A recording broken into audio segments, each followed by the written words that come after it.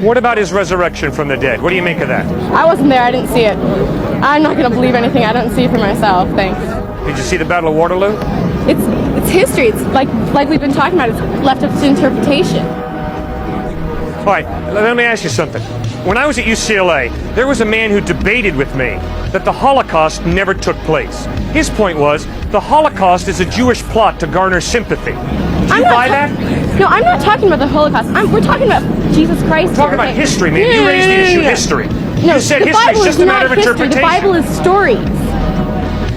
Is history just a bunch of stories, or is historical knowledge a legitimate form of knowledge? If historical knowledge is not a legitimate form of knowledge, then don't tell me that you know the Holocaust took place. Because it's just a story, that's all history is. So history's bunk, right? And don't tell me that white Americans enslaved black Americans, because I've never seen a slave. So if you really buy into this idea that history's bunk, don't tell me that black Americans were ever slaves here. Because I never saw a black slave. For myself, I am convinced that history's not bunk.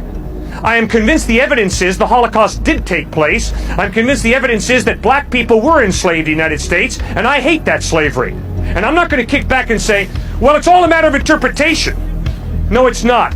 There's historical evidence, solid evidence, that the Holocaust took place and that African Americans were enslaved in this country. Wouldn't you agree? I agree with that. That's not what I'm arguing. You're deviating from the point.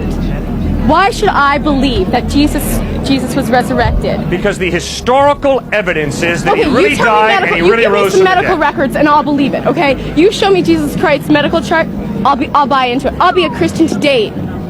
Ma'am, they didn't keep medical records in the first century. Oh, that's so convenient, isn't that? That's wonderful. No, rather, it's real convenient for you to say, knowing full well they didn't keep medical records in the first century, it's so convenient for you to say, all right, if you give me the medical records, then I'll believe. Talk about convenient. Give me a break. Come on, man, let's be honest.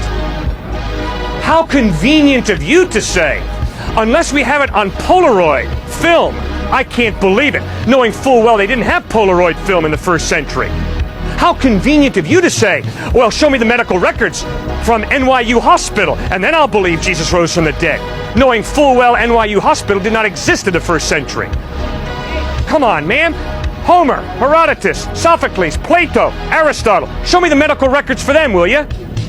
Historical knowledge is not based on medical records, ma'am. It's based on the trustworthiness of eyewitness testimony. And the eyewitnesses is that Herodotus and Aristotle and Cicero and Virgil really lived. They're not just figments of people's fertile imagination.